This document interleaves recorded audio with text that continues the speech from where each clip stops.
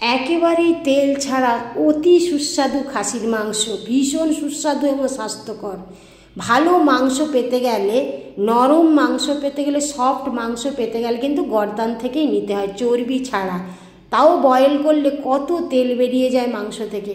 মাংস ধুয়ে লবণ হলুদ মাখিয়ে সামান্য দারচিনি আর একটু আদা গ্রেট করে পরিমাণ মতো একেবারে জল নিয়ে নেব। যতটা জল আমার পুরো রান্নাতে লাগবে। একটা কাঁচা লঙ্কা, একটু তেজপাতা দিলাম সুগন্ধের জন্য। ভালো করে মিশিয়ে নিয়ে পুরো স্টিমে আমি সেদ্ধ করব, কোনো সিটি দেব না। 10 থেকে 12 মিনিট বয়েল করে নেব। একটা গোটা পেঁয়াজ, সামান্য আদা, 3 কোয়া রসুন আর সামান্য গোটা গরম মশলা দিয়েই পুরো রান্নাটা হবে। রসুনটা আমি গ্রেট করে নিচ্ছি, পেঁয়াজটা কুচিয়ে নিয়েছি, গোটা গরম মশলাগুলো ওর মধ্যেই নিয়ে নিলাম। আর কালার আনার জন্য একটু লাল লঙ্কার গুঁড়ো আর একটু সামান্য হলুদ জলে ভিজিয়ে নিলাম। মাংস সেদ্ধ হয়ে গেছে, প্রেসারের আওয়াজ বন্ধ হয়ে যেতে আমি প্রেসার খুলে ফেলেছি। কড়াইতে 2 ফোঁটা ঘি দিয়ে প্রেসারের ওপর থেকে পুরো জল তেলটা ঠান্ডা কড়াইতে নিয়ে নেব। গরম কড়াইতে নিলে তেলগুলো ছিটকে বাইরে চলে যাবে। কোচানো পেঁয়াজ, রসুন, গোটা গরম মশলা দিয়ে 4 পিস আলু আমি দিয়ে দিলাম। ঢেকে ঢেকে পেঁয়াজটা নরম করব, আলুও নরম হয়ে যাবে। বেশ সুগন্ধ এলে তখন আমি দিয়ে দেবো হলুদ আর লঙ্কা বাটা।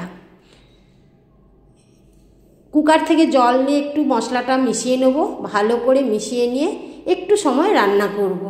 এবার দিয়ে দেবো পরিমাণ মতো লবণ, টমেটো কুচি। টমেটোটা একটু নেড়ে চেড়ে নিয়ে এবার প্রেসার থেকে ছেঁকে ছেঁকে আমি মাংসগুলো দিয়ে দেবো। এখানেও তেল উঠে যাচ্ছে চামচে করে। গ্রেট করা আদা একটু দিয়ে দিলাম। এবার কিছু সময় রান্না করব কম তাপে। পুরো রান্নাটাই আমি কম তাপে করেছি। 2টো কাঁচা লঙ্কা দিয়ে প্রেসারে বাকি জলটা দিয়ে দিলাম আলুগুলো সেদ্ধ হওয়ার জন্য। ঢেকে ঢেকে সেদ্ধ করব। গুঁড়ো গরম মশলা দিয়ে অসাধারণ স্বাদের এবং সুগন্ধযুক্ত রান্না খাসির মাংস। একটা গরম গরম পরোটা ভেজে নিয়ে আমি পরিবেশন করে নেব খাসির মাংস। যেমন স্বাস্থ্যকর তেমনি সুস্বাদু খাসির মাংস, একদম তেল ছাড়া 1 ফোঁটা ঘি দিয়ে।